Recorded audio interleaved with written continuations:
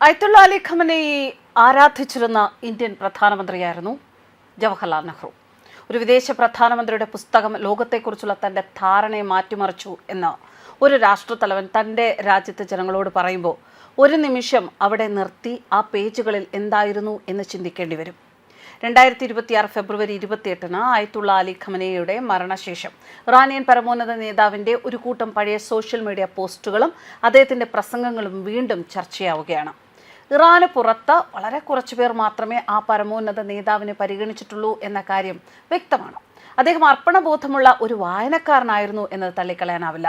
അദ്ദേഹം ഏറ്റവും കൂടുതൽ ആരാധിച്ചിരുന്ന എഴുത്തുകാരിൽ ഒരു പേര് വീണ്ടും പ്രത്യക്ഷപ്പെടുകയാണ്: ജവഹർലാൽ നെഹ്റു. 1934 നെഹ്റു പ്രസിദ്ധീകരിച്ച ഗ്ലിംസസ് ഓഫ് വേൾഡ് ഹിസ്റ്ററി ആണ് ആദ്യത്തേതും ഏറ്റവും കൂടുതൽ ചർച്ച ചെയ്യപ്പെട്ടതുമായ പുസ്തകം.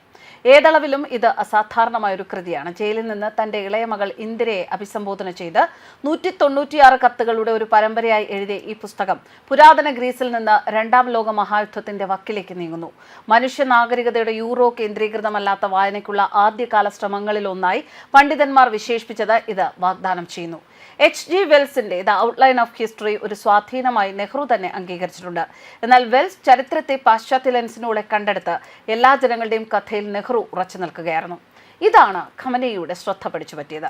2013 ഓഗസ്റ്റിൽ ട്വിറ്റർ എന്നറിയപ്പെട്ടിരുന്ന എക്സിൽ അദ്ദേഹം ഒരു പോസ്റ്റ് എഴുതിയിട്ടുണ്ട്. ഈ പോസ്റ്റിൽ നെഹ്റുവിൻ്റെ പുസ്തകം വായിക്കുന്നതിന് മുൻപ്, കോളനിവൽക്കരണത്തിന് മുൻപ് ഇന്ത്യ എത്രത്തോളം പുരോഗമിച്ചിരുന്നു എന്ന് തനിക്ക് അറിയില്ലായിരുന്നു എന്നാണ് ഖമന എഴുതിയിരിക്കുന്നത്. ഒരു മാസത്തിന് ശേഷം മറ്റൊരു പോസ്റ്റ് പരിശോധിക്കുകയാണെങ്കിൽ അതിൽ നെഹ്റുവിനെ വിശ്വസ്തനെന്നും അറിവുള്ളവനായ ഒരു എഴുത്തുകാരൻ എന്നുമാണ് ഖമനയെ വിശേഷിപ്പിച്ചിരിക്കുന്നത്.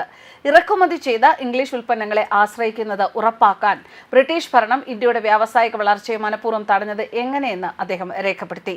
ഇറാനിയൻ പൗരന്മാരോടുള്ള പ്രസംഗങ്ങളിൽ ഖമേനി തന്റെ പ്രേക്ഷകരെ പുസ്തകം വായിക്കാൻ പ്രേരിപ്പിക്കാറുണ്ടായിരുന്നു. ഇന്ത്യ മുതൽ ബർമ്മ വരെയും ആഫ്രിക്ക വരെയും ലാറ്റിൻ അമേരിക്ക വരെയുമുള്ള സമകാലിക ചരിത്രം വിദേശാധിപത്യത്തെ ചെറുക്കാൻ ആഗ്രഹിക്കുന്ന ഏതൊരു സമൂഹത്തിനും സുപ്രധാന പാഠങ്ങൾ ഉൾക്കൊള്ളുന്നുവെന്ന് അദ്ദേഹം വാദിച്ചു.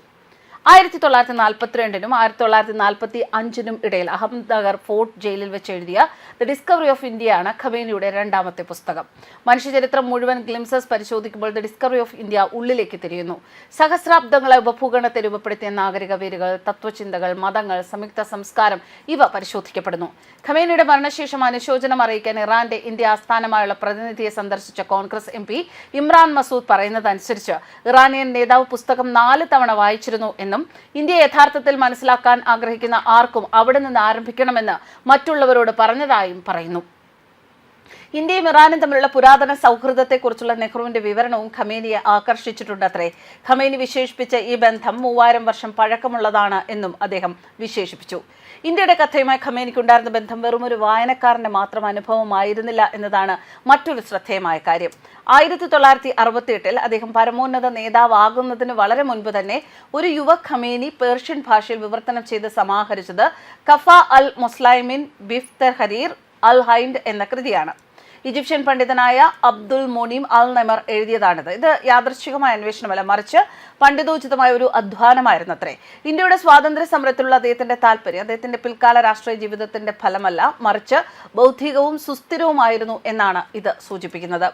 എന്തായാലും ഖമനയെ കണ്ടെത്തിയ ഇന്ത്യൻ സാഹിത്യകാരൻ, ഖമനയെ ആരാധിച്ചിരുന്ന ഇന്ത്യൻ സാഹിത്യകാരൻ, അത് ഇന്ത്യയുടെ ആദ്യത്തെ പ്രധാനമന്ത്രി ജവഹർലാൽ നെഹ്റു ആണ് എന്ന് അറിയുന്നത് ഒരു പുതിയ അറിവ് തന്നെയാണ്. ന്യൂസ് ഡെസ്ക് കർമ്മ ന്യൂസ്.